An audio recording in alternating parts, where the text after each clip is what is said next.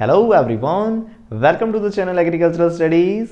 मेरा नाम है दिवाकर खत्री और आज इस वीडियो के दौरान हम फंडामेंटल्स ऑफ सॉइल साइंस में सॉइल फिजिक्स के अंदर नेक्स्ट टॉपिक के बारे में बात करने वाले हैं, जो कि है सॉइल टेक्सचर। अब नेक्स्ट टॉपिक कहने से मेरा मतलब ये है कि पिछली वीडियो के अंदर हमने सॉइल सेपरेट्स के बारे में अच्छे से बात कर ली है।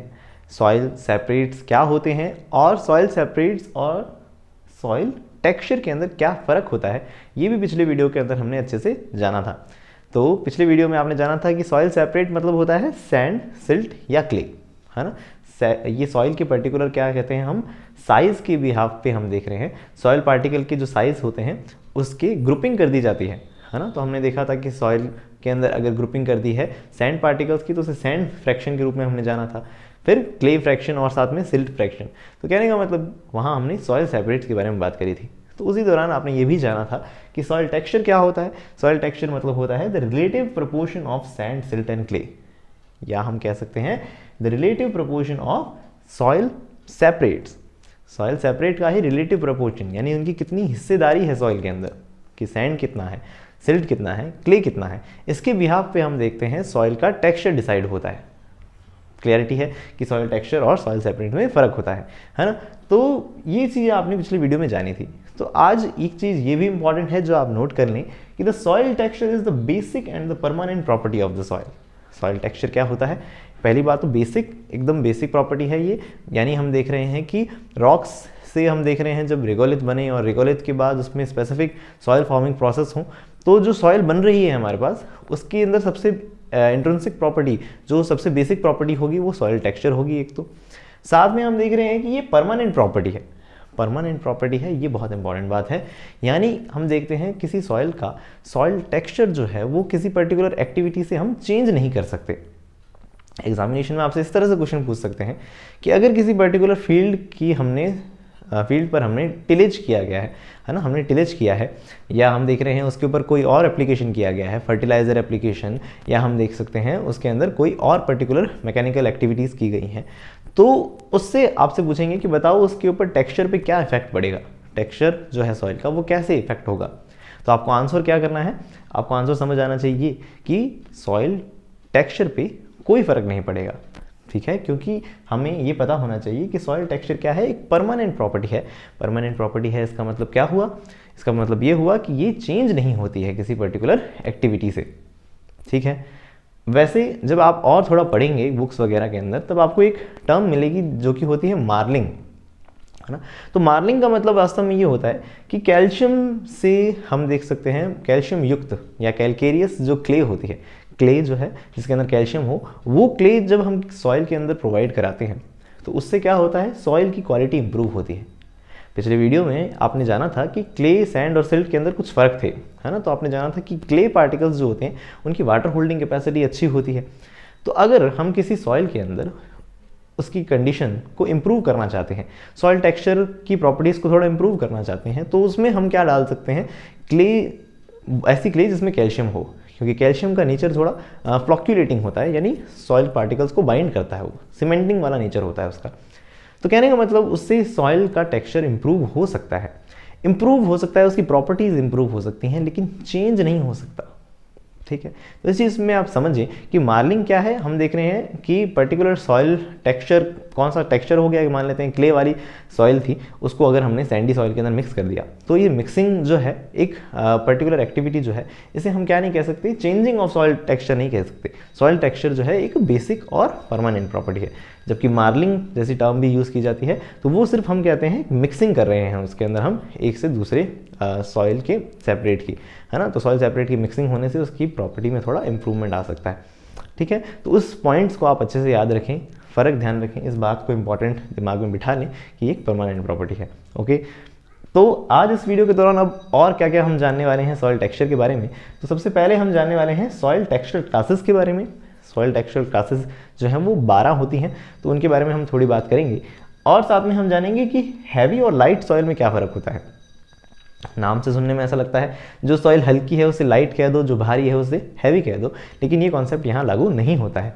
क्यों नहीं होता है वो अभी थोड़ी देर में हम जानेंगे। और साथ में हम जो इम्पॉर्टेंट हिस्सा देखने वाले हैं वो है determination of textural classes. Determination मतलब हम पता कैसे करेंगे सॉइल के अंदर सॉइल का टेक्सचर कैसा है ना। तो उसके अंदर दो मेन मेथड्स होते हैं, एक होता है फील्ड मेथड, या जैसे हम फील्ड मेथड कहते हैं तो हाथों से फील करके देखा जाता है कि सॉइल का टेक्सचर क्या है, और साथ में एक लैब मेथड होता है कि सॉइल के सैंपल को लैब में लेके जाया जाता है और उसके बाद उसमें मैकेनिकल एनालिसिस किए जाते हैं। अब उस एनालिसिस के अंदर दो मेन मेथड होते हैं, आपने हो सकता है इनके बारे में नाम सुन रखे होंगे। सबसे पहला मेथड होता है international pipette method, okay, international pipette method, और दूसरा मेथड हम देखते हैं बॉयकस हाइड्रोमीटर मेथड, बॉयकस हाइड्रोमीटर मेथड। अब इस दोनों ही जो हम देख रहे हैं मेथड हैं लैब मेथड के अंदर, वो किसके ऊपर बेस्ड हैं, तो हम देख रहे हैं स्टोक्स लॉ के ऊपर। तो पिछले वीडियो में भी मैंने इसका नाम दिया था, आपको कहा था कि जब भी किसी साइंटिस्ट के नाम पे कोई लॉ आता है तो वो हमारे लिए एग्जामिनेशन के पर्पज से बेहद इंपॉर्टेंट हो जाता है। तो स्टोक्स लॉ काफ़ी इंपॉर्टेंट है, इसके एजम्पशंस क्या हैं, इसकी लिमिटेशंस क्या हैं, वो भी इस वीडियो के दौरान हम जानने वाले हैं। साथ ही मैं आपको बताना चाहूँगा कि इस वीडियो से पहले की वीडियोज़ में हम फंडामेंटल्स ऑफ सॉइल साइंस के अंदर पीडोलॉजी, तो पीडोलॉजी से रिलेटेड जो भी टॉपिक्स हैं उनके बारे में अच्छे से बात कर चुके हैं। अगर इस वीडियो से पहले की वीडियोस आपने नहीं देखे हैं तो उनके लिंक ऊपर आई बटन के साथ नीचे डिस्क्रिप्शन बॉक्स में अवेलेबल हैं, आप चाहें तो उन्हें देख सकते हैं।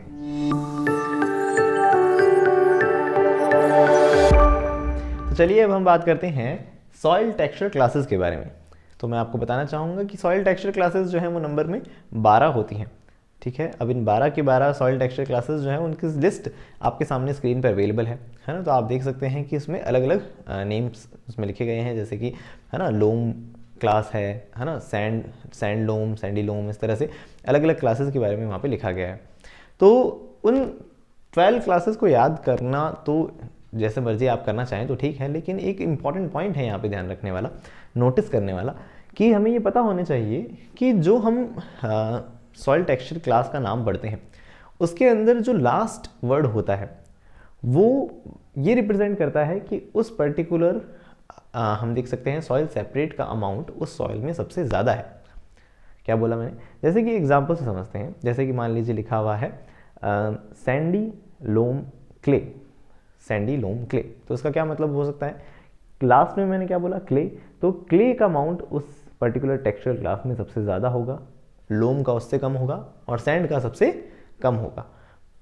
बात समझ आई। मैं ये कहना चाह रहा हूँ कि सॉइल टेक्सचर क्लासेस जो हैं वो 12 हैं, आप याद करना चाहें तो ठीक है, लेकिन उसमें एक चीज़ ऑब्जर्व कर लें और समझ लें अच्छे से कि जो लास्ट वर्ड होता है वो रिप्रेजेंट करता है उसमें सबसे ज़्यादा सॉइल सेपरेट कौन सा अवेलेबल है उसको, ठीक है। तो इससे रिलेटेड हमसे क्वेश्चन पूछे जाते हैं एग्जामिनेशन में, जो कि बहुत इंपॉर्टेंट है पॉइंट, है ना। जैसे कि यहाँ मैंने क्वेश्चन मेंशन भी किया है कि in which of the following WHC क्या होता है, वाटर होल्डिंग कैपेसिटी, तो water holding capacity is maximum.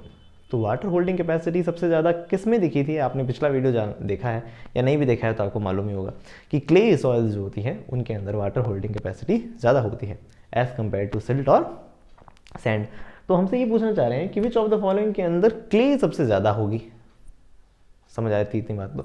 तो हम कैसे जज करेंगे कि इन चारों में से सबसे ज़्यादा क्ले किस में है। तो आपने अभी समझ लिया कि लास्ट के नाम के लास्ट में या एंड में जहाँ हमें क्ले दिखेगा उसके अंदर हम कह सकते हैं क्ले का अमाउंट ज़्यादा है। तो फर्स्ट ऑप्शन में जैसा लिखा है सिल्टी क्ले, तो उसके नाम में क्ले आ रहा है एंड में, तो मतलब क्ले इसमें ज़्यादा है। सेकेंड में लोम आ रहा है लास्ट में, थर्ड में लोम आ रहा है और फोर्थ के अंदर क्ले आ रहा है। तो आप देख सकते हैं कि जो क्ले वाले ऑप्शंस हैं वो मोर करेक्ट हो गए। ये बात तो समझ आ गई कि भाई लोम वाले तो कैंसिल हो गए ऑप्शन, क्योंकि एंड में लोम आ रहा है तो इसमें लोम सबसे ज़्यादा होगी। लोम क्या होती है वो अभी 2 मिनट में, रुक जाओ अभी जानेंगे, है ना। तो लेकिन लोम इसके अंदर मान लेते हैं ज़्यादा होगी, तो क्ले लोम में लोम ज़्यादा होगी। तो हम देख सकते हैं ये ऑप्शन तो कैंसिल हो गए।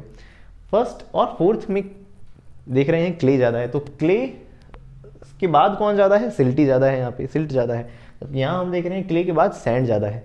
तो वाटर होल्डिंग कैपेसिटी हम कंपेयर करेंगे अब सैंड और सिल्ट की, तो किसकी ज़्यादा होती है, यस सही कह रहे हैं आप, यानी सिल्ट। तो कहने का मतलब ये हुआ इसका आंसर क्या हो जाएगा, फर्स्ट हो जाएगा।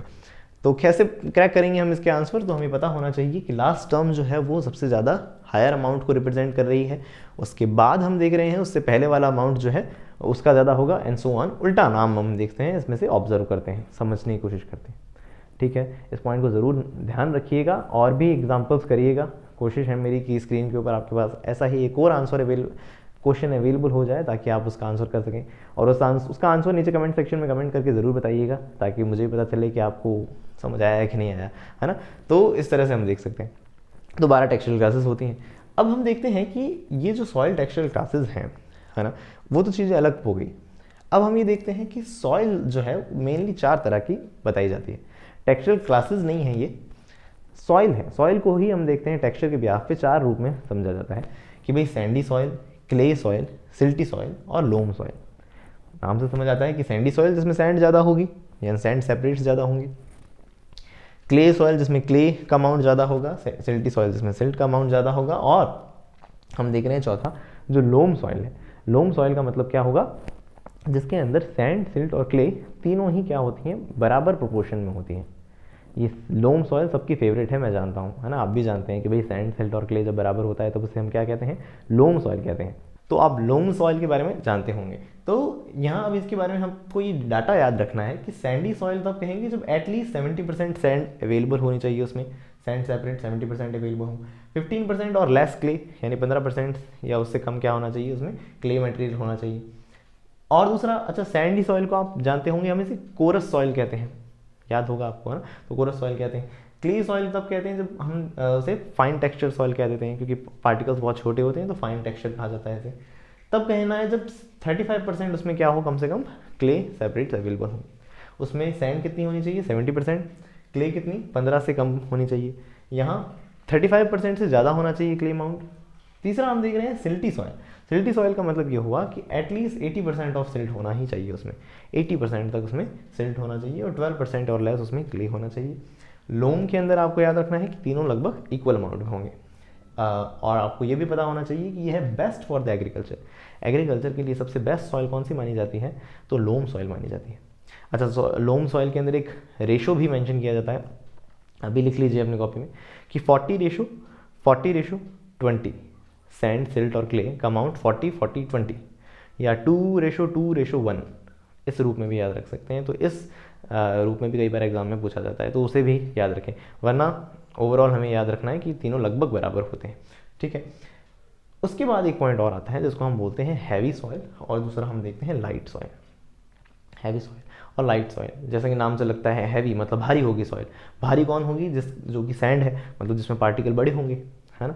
तो ऐसा नहीं होता है यहाँ पे, क्यों, क्योंकि यहाँ हैवी सॉइल टर्म दी गई है प्लॉइंग के रिस्पेक्ट में, कि अगर उसमें हम कोई पर्टिकुलर मैकेनिकल एक्टिविटी करें, हल जोतने या कोई पर्टिकुलर दूसरी एक्टिविटी करें, तो उससे वो काम अगर ईजी हो रहा है, ईजिली हो पा रहा है, तब तो उसे कह दो लाइट सॉइल। अगर बड़ा मुश्किल से हो पा रहा है तब उसे कह दो हैवी सॉइल। यानी कहा गया है more power needed for the ploughing, है ना, प्लॉइंग के लिए उसमें अगर ज़्यादा ताकत की ज़रूरत पड़ रही है तो आप कहोगे भाई हैवी सॉइल है, ठीक है।